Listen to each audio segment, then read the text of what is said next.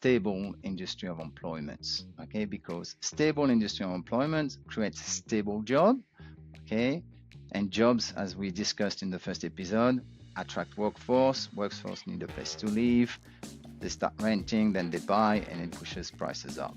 Okay, so what we can see here in East Bunbury is a number of what I like to call stable industry, like healthcare, education, manufacturing. Okay, these are very stable industry of employment.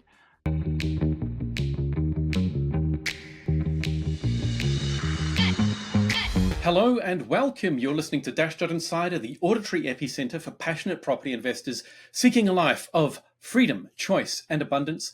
Joining me today is a very special guest. You've all seen him before, Julien Mougenot, who is very, very important in our tech team. Now, in the podcast that Julien and I recorded a few weeks ago, we went through, for the very first time, we showed you exactly how Dashdot has been developing the tech that has been able to get us these amazing results that we've been able to achieve for clients, where we're outperforming market averages by double digits. And today we're going to go into that tech and go a little bit deeper. And well, I'm going to be seeing it for the first time, so I'm pretty excited. But over to you, Julien. Thank you, Emile. Thank you for having me today. Maybe just to provide a bit of context about the last episode. So what we did last time, we went through the different steps that we're going through at Dashdot to shortlist suburbs and add them to our investment portfolio. So just to recap these 5 steps. So the first one was we select the market we want to open, either house or unit. Then step 2, we review the data of suburbs shortlisted by our algorithm. Then for the suburbs where the data looks good, we go through step 3, whereby we seek other expert opinion, like real estate agent or thought leaders. So that's step 3. Then if everything comes back positive, the data, we get positive feedback from local agent, from thought leaders, then we decide to open the suburbs. That's step 4. We open the suburb and we brief the property team.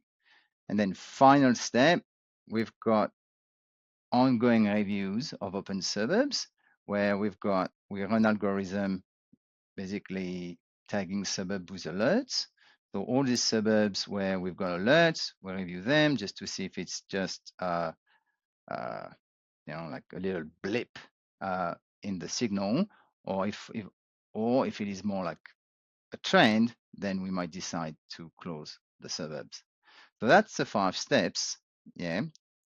And today I was planning to go through to deep dive into step 2 and look at the data we analyze for each suburb so shortlisted by our algorithm. All right. So it's an extremely involved process. It's not simply a case of, oh yes, we like this area, so let's find some data that support it, and we know this builder or anything like that. It all starts from a very different place, where it's purely about the data. First, we decide whether or not we're going to be looking at houses or units, and then the data show us which particular areas we want to be looking at. And that's really, really important. Now, the other thing that we did in the first episode of Dashdot Technology Revealed was you talked a lot about the data sources, where we're getting them from, like CoreLogic and various other places, the Bureau of Statistics, the Aussie government, places like this where the quality of data is very, very reliable. And we did get some comments saying, why do we talk about the data so much? And the simple reason for that is that the quality of your output relates incredibly strongly to the quality of your input. So you have to be using quality data with integrity, because you find this if you're a developer and you do a feasibility. You can make the numbers say whatever you want, but our approach is very much, what do the data tell us, so that we can predict. Our only agenda is to find really, really good properties. So with that all sort of explained. Absolutely, Emil. Like, your insights are only as good as your data is, right? Or another way to say it, garbage in, garbage out, right? So that's why we are very, very particular when it comes to selecting our data providers. Right. Okay. All right. So, step two. This is where we're doing the deep dive into what are the data that are going to show us whether or not a location goes into or gets into the next step with the human review. Yeah, absolutely. So first is data, and then third step is human brain and boots on the ground and understanding what's driving the market. So today it's going to be about the data. So I'm going to share my screen. Perfect. So I'm going to log into the suburb selection dashboard, okay, where we've got a beautiful map of Australia. And today I'm going to pick East Bunbury, okay? So Bunbury is a suburb we've been actively investing since 2021, and we are still investing today in this area. And you will understand once I go through all the data because it's an all-rounder. So I've picked East Bunbury, suburb in WA, and at the bottom here you can see we've got a number of tabs. So I'm going to go through the first 5, which are the ones that matter the most. Okay, starting with population. Quick question here. Is this live data, or like we did in the first episode, we use dummy data? Now, so today, it's a very good question, Emil. Today we are in our production environment, so it's live data Okay. that we are So currently using. at the end of Yeah, this episode, we'll be able to determine whether or not Bunbury would be a good place. East Bunbury, sorry, would be a good place or a good location for us to investigate further with our third step, boots on the ground, human assessment. absolutely correct. All right. So I'm in the population tab, and here we've got a number of interesting insights, starting with the main industry of employment. So what we look for in a given suburb is really what we call stable industry of employment, okay? Because stable industry of employment creates stable job, okay? And jobs, as we discussed in the first episode, attract workforce. Workforce need a place to live. They start renting, then they buy, and it pushes prices up, okay? So what we can see here in East Bunbury is a number of what I like to call stable industry, like healthcare, education, manufacturing. Okay, these are very stable industry of employment, as opposed to less stable industries of employment, like for example mining or tourism. For example, mining, you've got a mining downturn, everyone leaves the city, rent goes down, you can't sell, price goes down. That makes sense? It does. So I guess that means you're trying to make sure that it doesn't have an industry related vulnerability due to Exactly. That's it. seasonality or if it's something like that. So things like healthcare, that feels like it's something that's not going to go away. People aren't going to decide, oh, we don't need any of that healthcare stuff anymore. But they might say that mine has now closed. Yes, Okay. exactly. Yeah, yeah. Or in the tourism, let's say you've got a cyclone, a major cyclone or earthquake, and like in Australia, but all of a sudden, yeah, the whole industry is damaged, right? So in the case of East Bunbury, healthcare, which is the main industry of employment, kind of makes sense when you look at the median age, which is 47, which is a bit on the high end. So it's likely you've got like uh, a good portion of the population is more like getting close to retirement or in the 50 plus, and that's why that's where the need of healthcare uh, would make sense. So we've got healthcare, we've got education, we've got manufacturing. So what I like as well is that these industries are almost evenly distributed, so that makes the suburb even more resilient to specific economic downturn. Okay. There's trade retail in there as well, which one would expect normally to be fairly consistent. There's Yes. construction. Is that one of the up down ones, or is that a fairly stable sector? No, it's look, we don't have categorization. I would place construction uh, in the stable industry, although recently, because as we know, the cost of raw material have been up, the industry is suffering at the moment. Um, so um, that's why I didn't mention it, but it's still like fairly stable industry of employment. So two other indicators, good indicators of market stability and demand are obviously unemployment and median weekly house income. Okay, so here we can see that if we start with employment, the employment is at 4.6. Interestingly enough, it went down almost 50% since the last census. So that's a good place to be in. So very low employment in Bunbury, as well as fairly high income. Okay, and that's also a good thing. So since the last census, the median weekly household income went increased by 12%, right? Which is pretty good, because high income are more likely to drive property prices and rent up. Right? If we look at population, so as I mentioned in the first episode, we're getting our data from .it, which I believe is a market leader in Australia for population forecast. Right?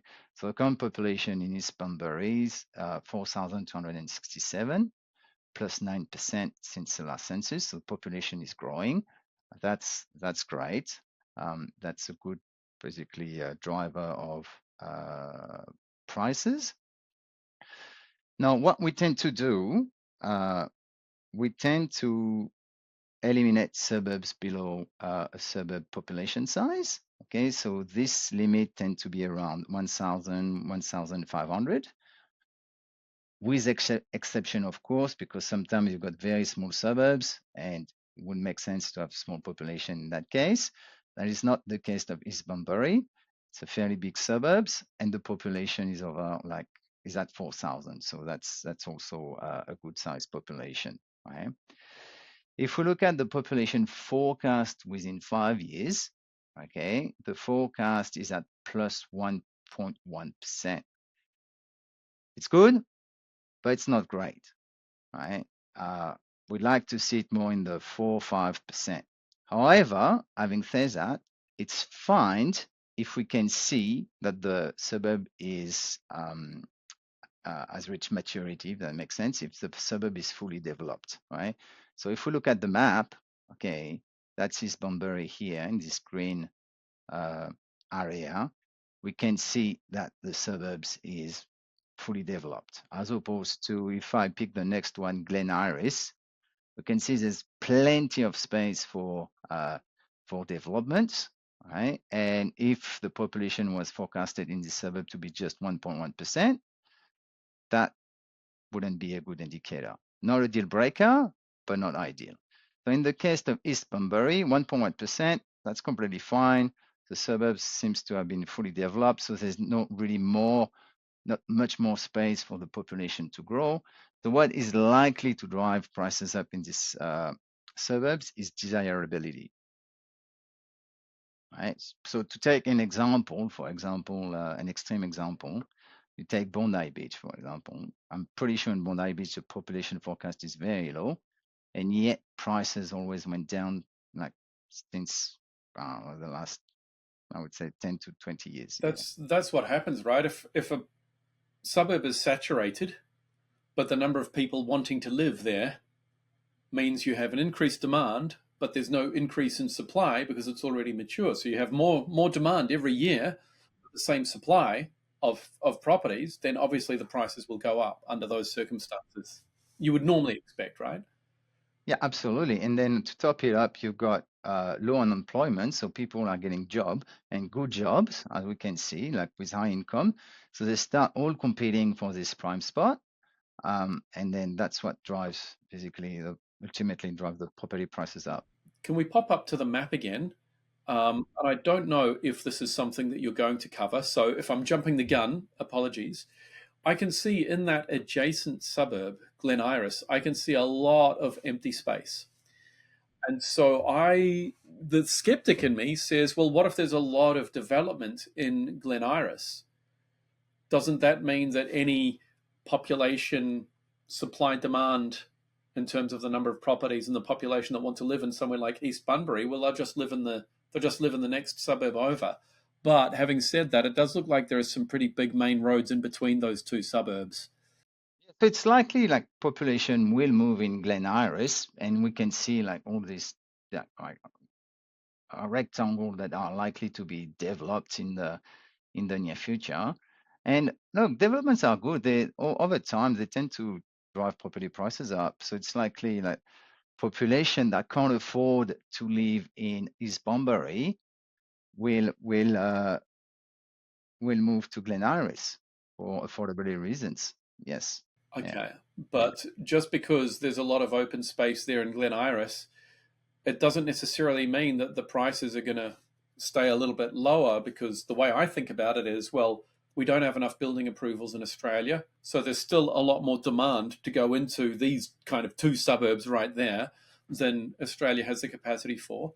Plus, there's the inflation affecting construction prices.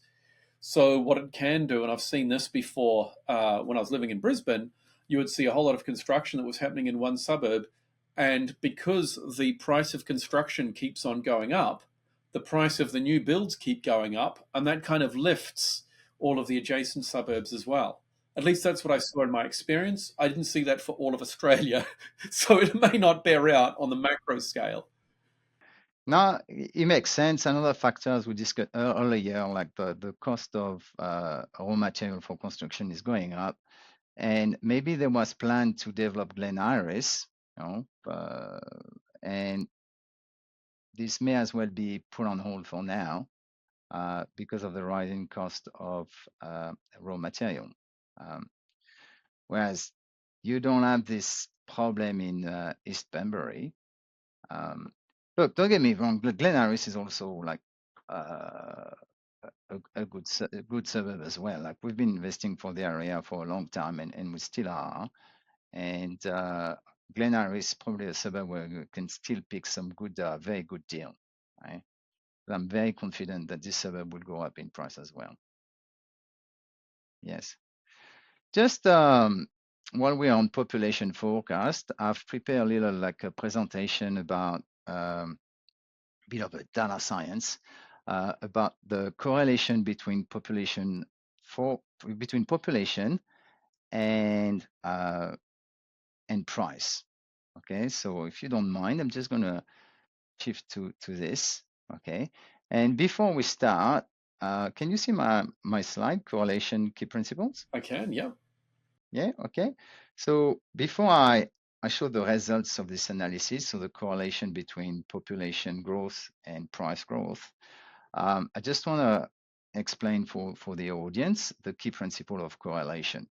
Okay, so a correlation is a coefficient that is a number between minus 100 and plus 100. Okay, that's the first thing you need to understand. Second thing that you need to understand that the closer the coefficient is from 100% or minus 100%, the stronger the correlation between the two metrics is, right? The only difference between 100% and minus 100%, if I take the example of 100%, it means the two metrics move in the same direction. So if one goes up, the other one goes up. If one goes down, the other one goes down. When it's minus 100%, it means they move in the opposite direction.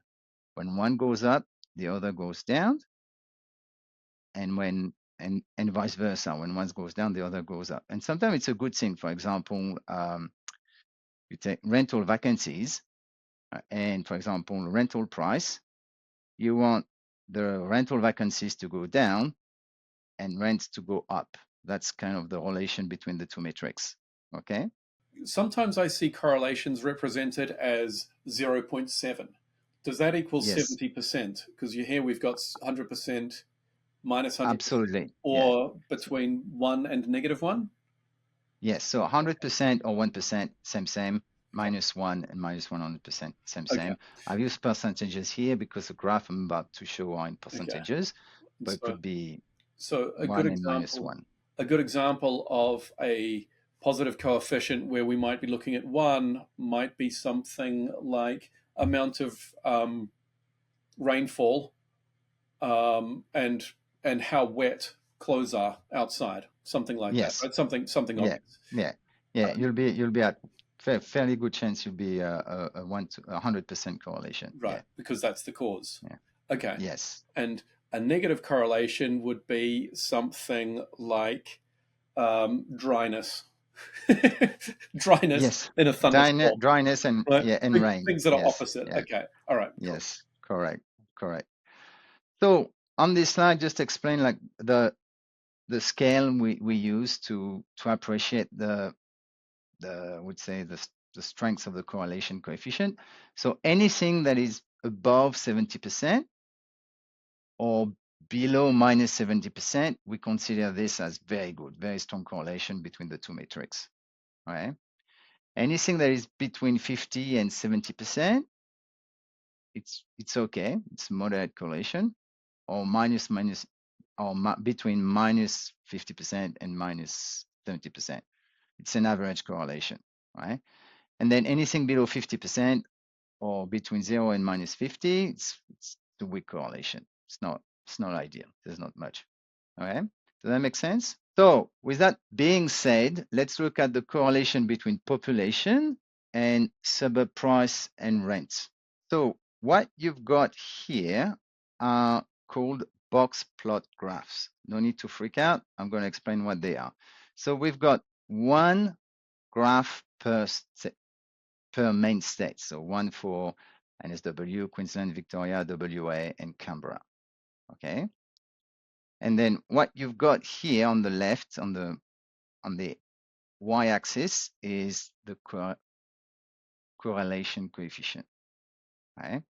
Now, each dot for each state represents one suburb. Okay. So if in a state you've got 1,000 suburbs, you're going to get 1,000 dots. Right? So let's say let's say this dot is a suburb in Canberra. Right?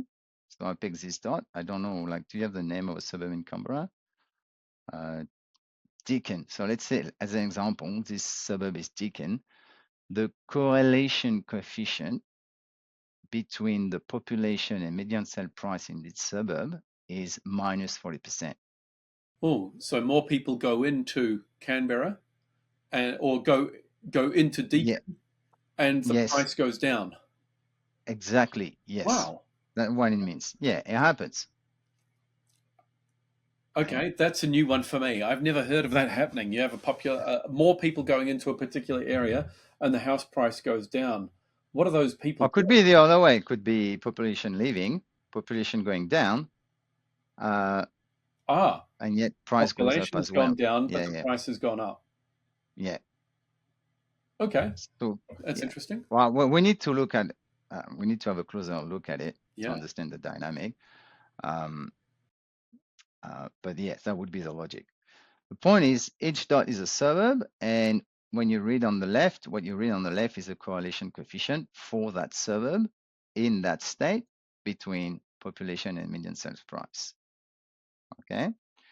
So what we can see, and then the red dot is the median, right, across all the results, right? So let's say you've got 100%, like you've got 100 results. The median is the middle, it's the 50th, right? Right. So what we can see across the board is that the correlation is between population and median sales price is pretty much across each state above 60%, even 80% for Victoria. This is huge, huge. So what it tells you is very strong correlation or strong correlation to very strong correlation between population and median price. Right? And because overall it's positive, it means when population is going up, price is very likely to go up. Okay, so for example, in Victoria, let's say we're around 80%. If population goes up, there's 80% chance that the price might goes up as well.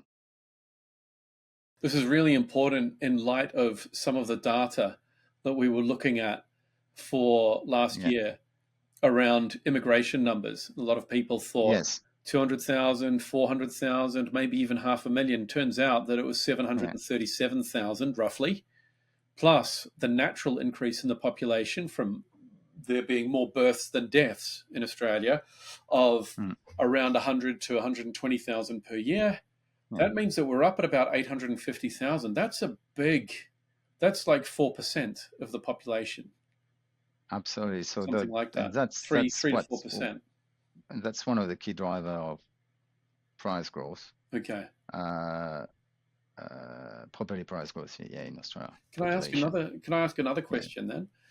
If the population increases, the population increases, is there usually a delay until the property prices go up? It's a very good question.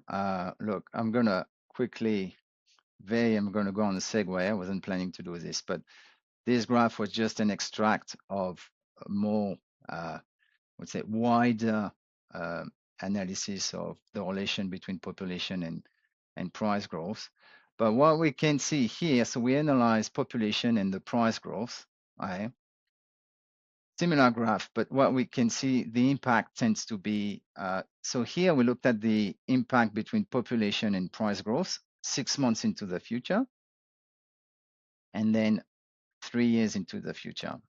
And as we can see, the correlation is much stronger when we look at the correlation between population and price growth 3 years into the future than it is for 6 months. So what it means is that when the population grow, right, the impact on price is more likely to happen 3 years later than 6 months later. So right? in 6 months, there's a probability X that the prices have gone up. Yeah. After 3 years, there's a probability Y, and that's much higher than X. Yeah. Okay. Yeah. So in 6 months, because that's same. In 6 months, if I take NSW in Queensland, there's you are like around 40% right chance that price would go up within 6 months. If we look at 3 years across the board, across the 5 main states, you're at 60+%. Right. Even 80% in Queensland, that price are going up. I have so many questions that I want to ask right now, but I'm going to resist, and I'm going to let you do your presentation. Yes. So that's for population, and that was for population and median price in each suburbs. And then we look at the population and weekly rent. And it's very similar. The correlation is very high. In Canberra, you've got like 80% correlation between population and median weekly rent. Right? Same in Victoria, and the other state you're at 60%. And that's across the board. It's very high correlation between population and weekly rent as well. You really you're strong, very strong, and across the board, you don't see that every day. Sorry to jump in again. I have a thought, and that's this: if there were enough properties being built for people to buy them to meet the demand, then the prices wouldn't really need to go up, would they? If we had enough. No. So what this graph is also less competition. Yeah. Yeah. So what this graph is also telling us is how much of an undersupply of properties that we have. Indirectly, yes. Okay. Yeah, you could see it this way. Okay. Any other questions? Well, the big one that I think we're getting to is now we know that increase in population has a very high chance that it will create an increase in population, because that's what correlation does, right? It tells us how likely something it is. But correct. How big is that increase? That's the other big question that people want to know as well. And correlation doesn't tell you that, right? Right. Now, also because the correlation coefficient is not 100%, I mean, there are other factors that play as well. Right. Right. If it was 100%, like almost 100% sure, like population goes up, price goes up, right? Yeah. Which also says like something that would be for us a deal breaker. If I go back to our suburb selection dashboard and population tab and population forecast, that a deal breaker would be to see a population forecast going down. If it was going down, we wouldn't touch the suburb. Okay. Yeah. This is fascinating. I love jumping into all of these statistics and trying to work out what's really happening, because there are so many numbers out there, and trying to work out what's the rubbish that we don't need to focus on, what's the stuff that's really going to tell us what's happening. Yes, and so much more to come, Emil. So let's jump to the next tab, dwellings. So you also have some interesting insights on this tab. So let's start from the top. We've got the median sales price measured over the last 12 months and the median sales price measured over the last 3 months. Okay. So just to explain the median, what the median price is, if you got, let's say in the case of sales, let's say you've got 100 sales over the last 12 months, the median would be the 50th. Right? It's not the average. Now, the longer the period you use to calculate the median, the more statistically significant the result will be. Right? And the short, just to finish, the shorter the period you use to calculate the median, the more representative of the current market the result will be. Right? And that kind of makes sense. If you measure the median over the last 12 months, yes, you're going to get a statistically significant result for the median. But if you measure it just over the last 3 months, so you've got less, I would say, results, but you're closer to the reality of the market. Okay. So in this case, and what we'd love to see is, and that's why we've got the two measure here, if the median sales price calculated over the last 3 months is greater and is growing faster than the median price over the last 12 months, which is the case, means the market is hot, right? Means the prices are increasing faster when you measure over the last 3 months than when you measure over the last 12 months. Yeah, that's a Means huge jump. That's it's a 45. huge jump. Yeah, you are That's almost 6% yeah, that's huge. Like looking at just that, in growth. it's Yeah, if so. Just let me recap to make sure that I've got my understanding of this correct.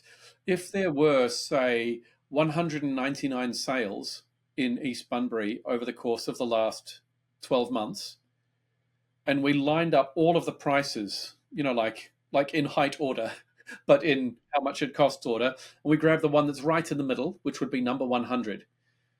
And so that would be 480,000. But over the last 3 months, let's say there were only 50 50 cents. sales, 50 cents. Yeah. then we're getting the most recent, so we're getting the most useful data, and then we can get the middle one of those. And the reason we use the median and we take that middle value is to get rid of extreme values at either end. It's a much better way of assessing what the average person is going to have to pay.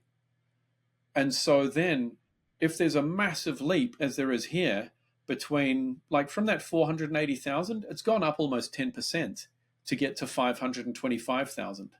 Yes. Yes. It's Uh, it's and it's a and big gap. And yeah, that's comparing all of the sales for 12 months, so all those 199 or whatever the real number might be, versus the 50 or whatever the real number might be for the last 3 months. That's a huge leap. it's a huge leap. Yeah. Yeah. Absolutely. Yeah. And that tells you that the market is hot. Right. If it was the opposite, if the median sales price over the last 12 months, over the last 3 months, sorry, was lower than the MSP over the last 12 months, I mean, the market is cooling down. Right. Okay. Yeah. And we don't Yeah. touch those ones. If it's just the first time for this first month, and it could be just a blip, it's like the share market. Sometimes overall it's going up, but you've got, like it's like in seesaw, right? But if it becomes a trend, and then it's basically the MSP median sales price 3 months is below the median sales price 12 months for a number of consecutive months, then yes, that would be an alert by your algo, and yeah, we would potentially consider. If it just goes down for 1 month, it could represent a good buying opportunity. Correct. Right. Okay. Yes. Yeah. Crikey. So there is a lot to assess. We're not always just looking at this number's gone up, therefore buy, this number's gone down, therefore buy, therefore sell or buy or whatever. It's okay, what are these data telling us is actually happening in this area? And then how do we kind of assess that using not just the artificial intelligence, but our own intelligence? Yes. And that's the latest data. So that's the data we received. So we in June we're about, so that's the April data, right? And we're about to get the latest. We get to get the May data in like a couple of days. Yeah.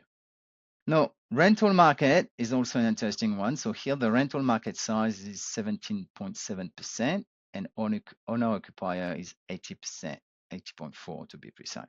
So that's a very good ratio. So what we look at is for rental market size, a rental market between 15 to 30%. That's the ideal, because obviously our clients are property investors, so they need renters. So you want a rental market of a decent size, okay, with sufficient tenant or rental demand to rent your asset, right? But you also want a majority of owner occupier, because owner occupier is a more stable population than renters.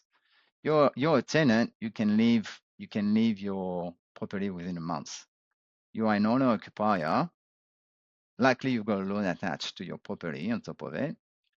It takes much longer for you to find another property, like sort out the loan with the bank, find a new loan for the new properties. It would take like at least, I would say the process would take at least 6 months, right? So an owner-occupier population is more stable than a tenant population or renter population, and that's also a good thing. So it's this ratio of 17% is really good. So it's a Goldilocks percent. It's not too hot, it's not too cold. If you have a rental market that's very, very low at like 1%, then it indicates that there aren't many people wanting to rent there, so it's going to be difficult to find someone potentially. It could indicate that.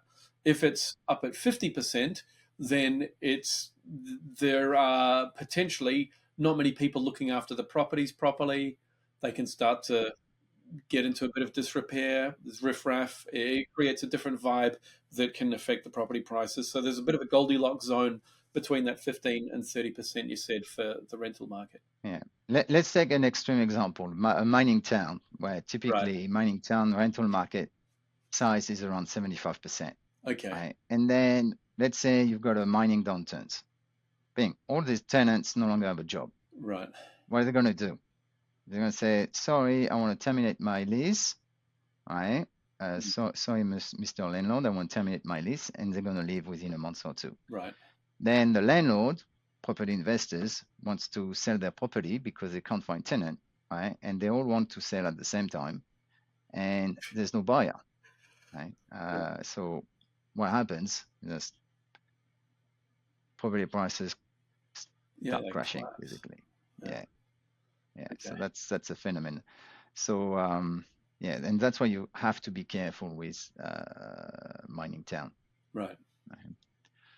And back to what I was saying earlier, that's why we qualify the mining employment industry being a little bit unstable compared to It's healthcare, for it's it's example, it's or volatile. education. It's more volatile. Yeah. Yes. Yeah.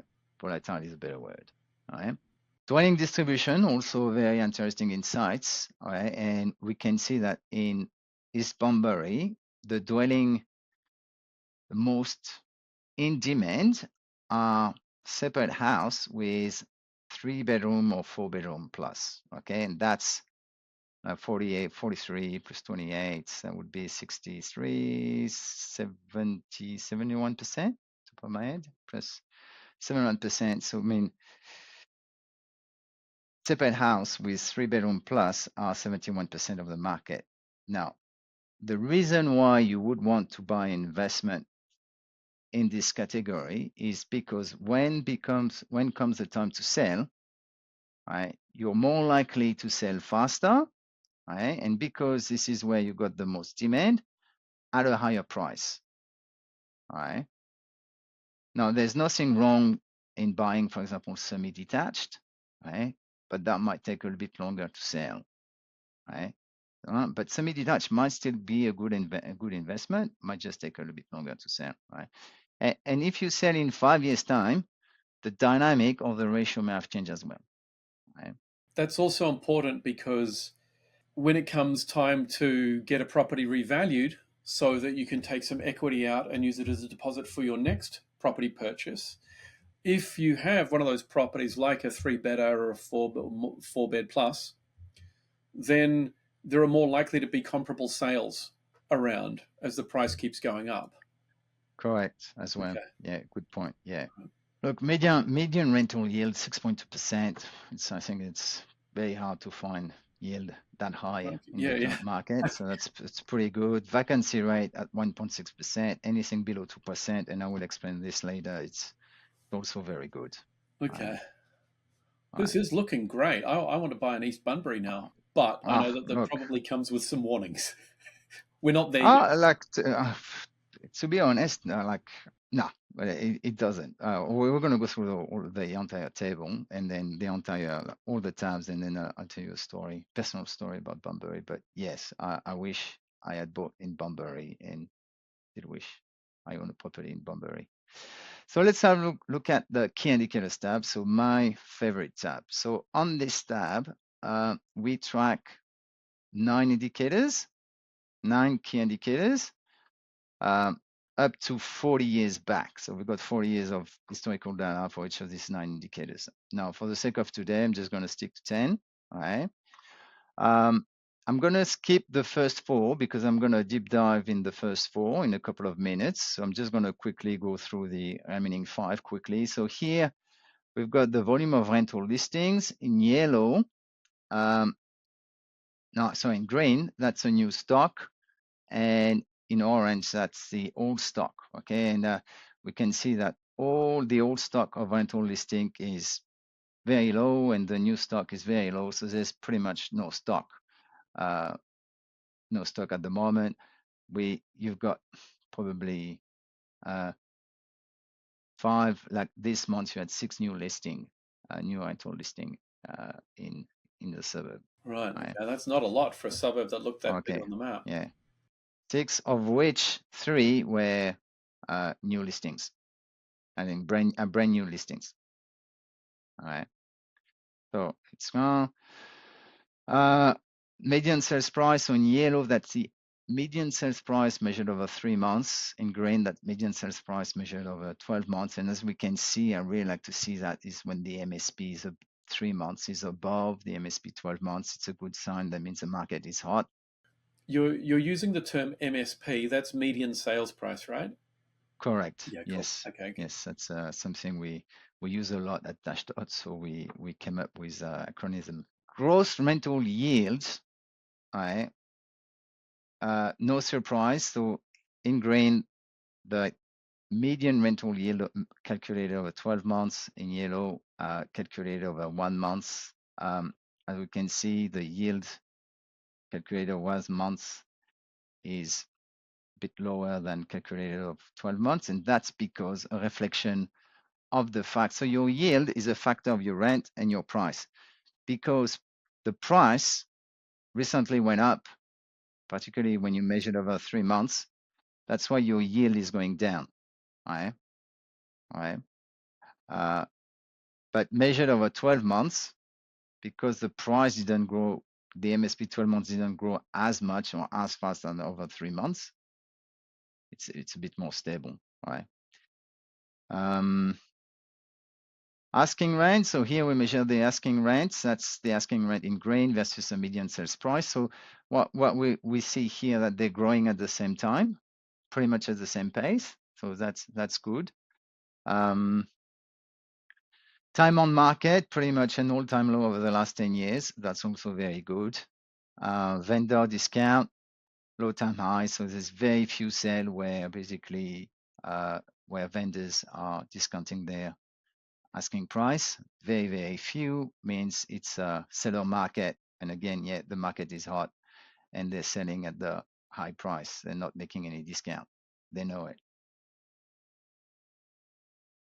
So now I really want to jump into my favorite indicator, which is the supply and demand indicator.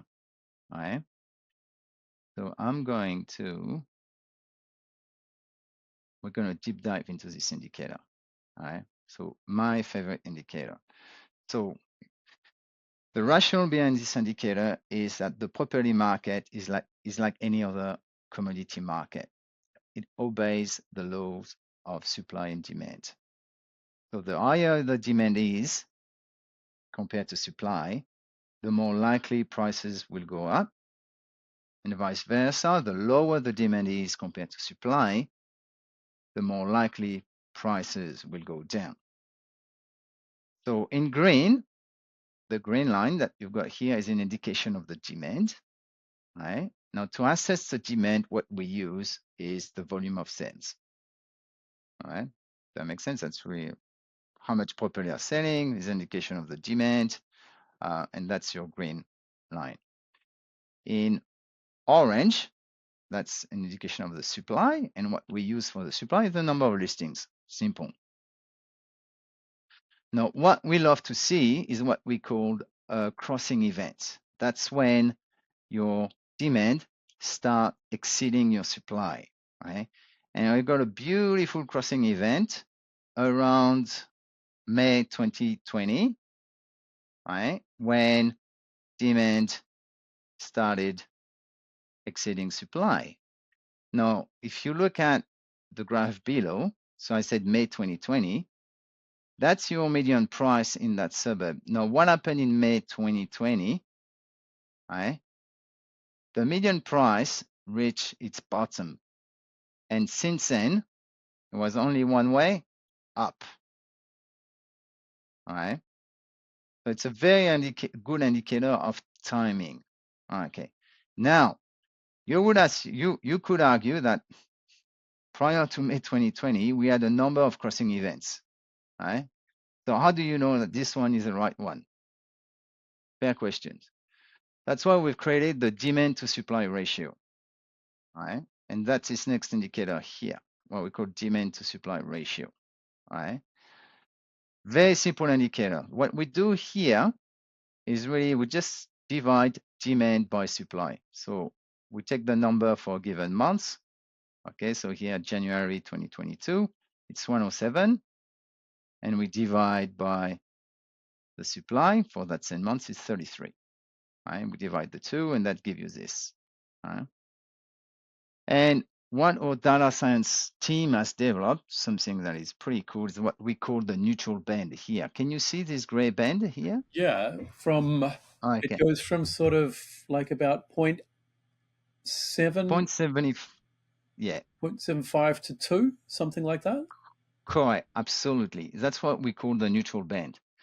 So when your demand to supply ratio is within this band, it's likely your price will go sideways.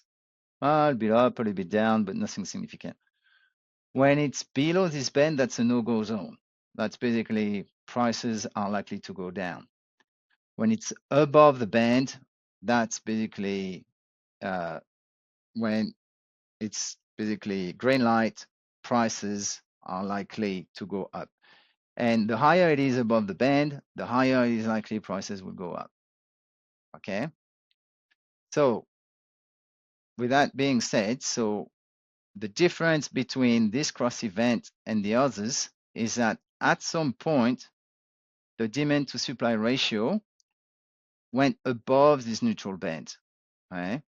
Yeah. So let's say went above around August 2021. Right? July, August 2021. Right? And then here's what happened in August, July 2021. So we could see the price recovering.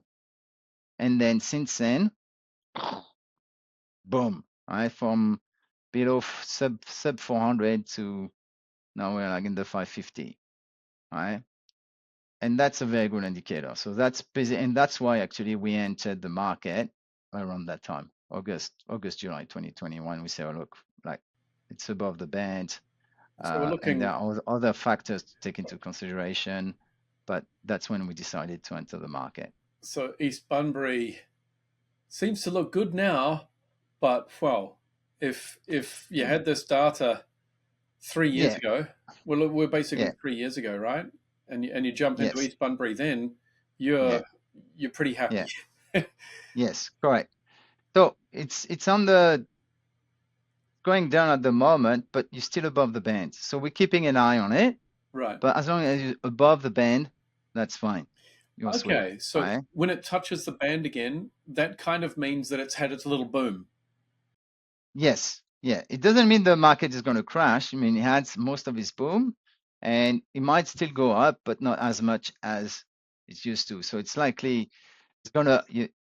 I don't know if you can see my cursor, but it's likely it's gonna flatten a little Yeah. bit. Okay. So if it Yeah, goes back to the neutral band, it just means that it's not having its nice big boom anymore, but it's still going to grow and be normal.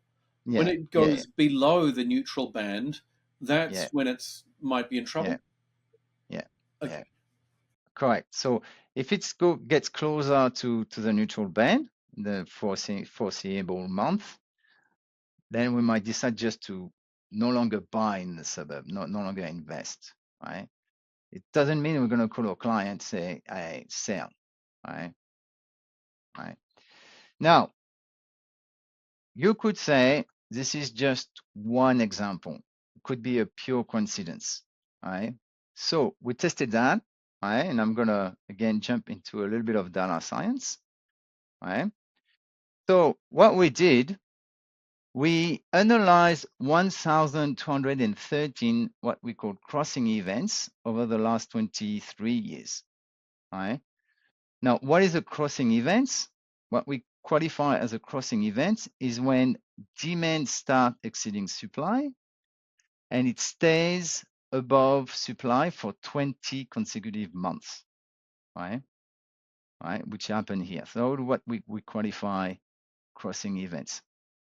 Now, with this definition, over the last 23 years in our data set, we found 1,213 crossing events. Of these 1,213 crossing events, 96% were followed by a price growth of at least 10% within 12 months. Huge, huge.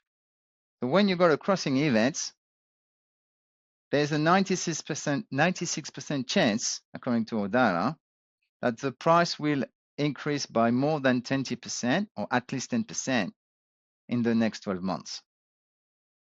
Make sense? It does. It makes perfect All sense. right, all I'm right. just sort of thinking if I had no job and I had nothing to do all day, I could manually go through every suburb on realestate.com.au, have a look at how many properties were sold in the last 12 months and compare it to how many properties are on the market. No, I'm still not going to be able to get the data, am I? Yeah, so yeah, it's, you need to get the data. You need to get the data. You need to get a bit of historical data. yeah, Uh, there's also a risk because it also means that in 4% of the cases, yeah, that didn't happen, right? right. So it doesn't always work, Okay, right? so as with most So statistics, yeah, it doesn't tell us hence the whole story. yeah, hence the importance to look at the market holistically, the property market, and look at different indicators, right? And then if you got a sequence of indicators that are all in the green, then it's a strong sign that you can you can confidently invest in that suburb. Yeah. Now, another thing as well, there are good suburbs where, and that's basically you don't have a crossing events. But what you can see is basically demand is always above supply. And that's pretty much capital cities suburbs. Demand is always above supply. And you don't have a crossing events, right? It's only, I don't know what the percentage is, but yeah, like let's say of all the suburbs, you may have like 50% of the suburb with a crossing event, or maybe less, maybe 20, 25% with crossing events. Um, and maybe 50% where demand is always above supply. So then you need to look at other indicators, right? And then very quickly, we've got another one here, which is the rental vacancy ratio, which is more commonly known in the industry, tracking the basically number of rental listing available. So we did the same thing here. We've developed like what we call this neutral band, but because it's rental vacancy, it's the other way. So when rental vacancies are below the band, it means there's very low rental vacancies. It means rents are likely to go up.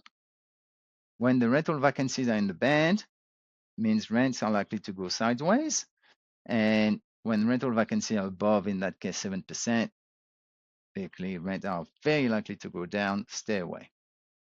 Okay, so in Bunbury, we are, like as I was saying, like 1.6%, way below the band, hot rental market, rents are likely to go up. So it's rent and price likely to go up. Yeah. Right. Okay. That makes sense. This has been absolutely fascinating. All right, that is absolutely fascinating. Today we have looked at some of the most important stuff I think I've ever seen when it comes to assessing properties. And I think that DSR, the demand supply ratio, to me seems like it's like absolutely critical for determining how to find a great property. Julien, I just want to say thank you for all the effort that you've put into working out a way to explain this to someone like me who You're, doesn't you're spend all day in almost the statistics. You're most welcome, Emil, and I hope I've articulated this concept clearly. To Uh, me, very, very clearly. I think we'll probably end here, and we will jump into another part where we can go into. I saw that there are a couple of other tabs there that we're going to see, and we're going to find out even more information, especially around price and rent forecasts, which I'm looking forward to seeing. But for today, thank you very much, and we'll see you in the next episode. See you next time. Thanks.